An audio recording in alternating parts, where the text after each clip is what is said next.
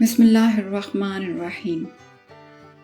ایک دفعہ کا ذکر ہے کہ 4 جنگلی جانوروں نے مل کر شکار کے لیے ٹھانی۔ ان میں سے ایک شیر تھا، ایک ریچھ تھا، ایک چیتا تھا اور ایک بھیڑیا تھا۔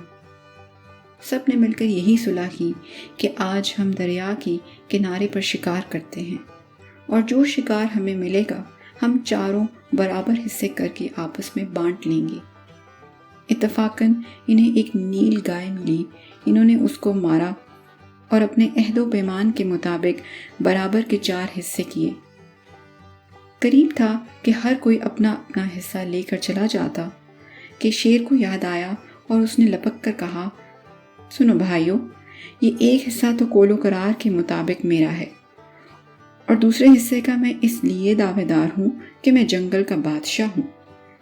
کہیں بھی جنگل میں کوئی شکار کرے تو اس کا 4واں حصہ مجھے خراج کے طور پر پیش کیا جاتا ہے، اور تیسرا حصہ اس وجہ سے میں لوں گا کہ اس میں دل اور جگر ہے، جس کو تم جانتے ہو کہ یہ میری مرغوب غذا ہے۔ رہا 4تھا حصہ سو میں نہیں جانتا کہ تم تینوں میں اس کو کس طرح تقسیم کروں۔ اس سے بہتر ہے کہ اس کو بھی میں اپنے لیے لے جاؤں۔ یہ کہہ کر شیر 4 حصے چٹ کر گیا اور باقی سب کے سب ایک دوسرے کا منہ دیکھتے رہ گئے۔ اس حکایت سے ہمیں یہ سبق ملتا ہے کہ زبردست کے ساتھ ساجھا کرنے میں ہمیشہ نقصان ہوتا ہے۔ شیئرنگ اپنے جیسے لوگوں کے ساتھ کی جا سکتی ہے، لیکن کسی بہت اونچے سے شیئر کرنے میں اپنا ہی نقصان ہے۔